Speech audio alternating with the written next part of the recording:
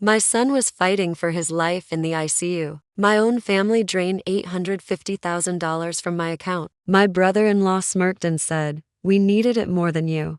I could barely breathe. But they had no idea what was coming next. My son Jackson had been in a terrible car accident with his girlfriend Lily.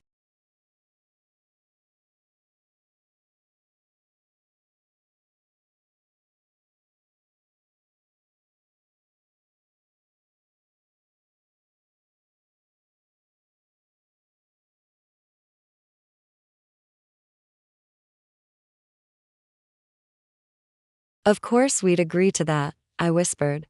When we saw Lily again, she told us that Jackson had been cremated and the ashes were being kept at the funeral home. I immediately noticed that something was off about her. She was distant and cold. It made me sick to my stomach. And then 2 days later, Tom got a call from her. "What did you do to Jackson?" she screamed. "Why didn't you let him go? Why didn't you let him die?" I just stared at the phone. What on earth was she talking about? After hanging up, Tom and I looked at each other in disbelief. Lily had apparently recovered from her injuries, but she was still heavily sedated.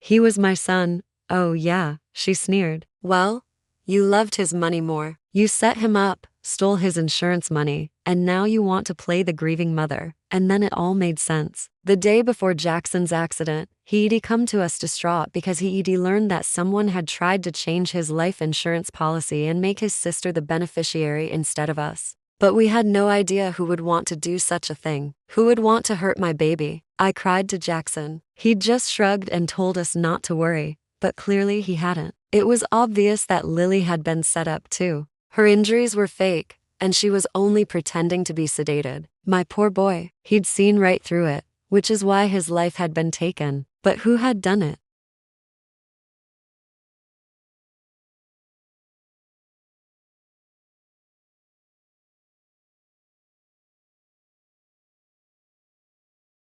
"Oh wow," he finally said. "I had no idea. Listen, I have to run. See you soon."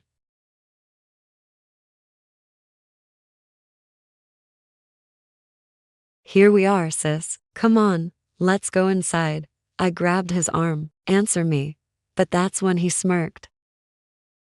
"Oh, so you think we killed your son? Come on, sis. We're family." Then he just walked away. That's when I knew he was guilty, but I had no idea how deep their betrayal ran. Tom and I took Michael aside and told him that we wanted answers. "Just tell us where you were the day Jackson died," I said. But that's when he laughed. "Oh, you stupid cow. It doesn't matter anymore because you don't have any money to leave him now, does she?" I was stunned. What?